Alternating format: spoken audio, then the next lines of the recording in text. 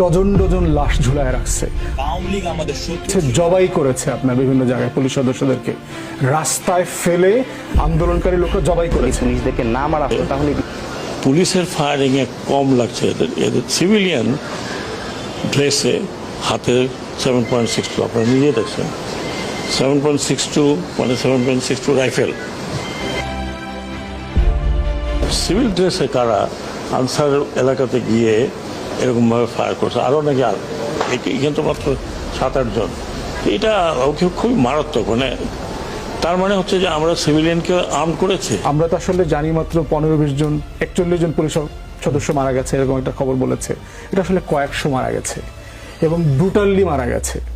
পুলিশের লোকজন আমাদেরকে বলেছে জবাই করেছে আপনার বিভিন্ন জায়গায় পুলিশ সদস্যদেরকে রাস্তায় ফেলে আন্দোলনকারী লোকরা জবাই করেছে। তো কিন্তু পুলিশের জবাইয়ের খবরগুলো আসে নাই পত্রিকাগুলোতে, তো সেই কিন্তু পুলিশরা জানে, সোশ্যাল মিডিয়ায় আমরা দেখিনি না যা আসে নাই তো। কিন্তু এই ঘটনাগুলো পুলিশ সদস্যরা কিন্তু জানে, পার্সোনালি অনেকে আমাদের সাথে শেয়ার করেছে, ভিডিও দেখিয়েছে, জবাই করার ভিডিও আছে। আমরা তো শুধু যাত্রাবাড়িতে একটা লাশ দেখেছি ঝুলিয়ে রেখেছে, এরকম ডজন ডজন লাশ ঝুলায় রাখছে।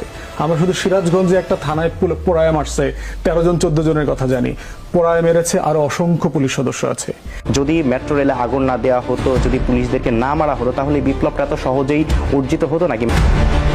আন্দোলনে মাঠে ছিলাম আমরা, যারা সেনাবাহিনী কর্মকর্তা তারা আমরা গ্রেনেড দিয়ে খেলেছি, আমরা বুলেট ফায়ার করেছি, আমরা জানি কিভাবে শত্রুর মোকাবেলা করতে হয়। তো আওয়ামী লীগ আমাদের শত্রু ছিল, ওদের মোকাবেলা করার জন্য মাঠে ছিলাম।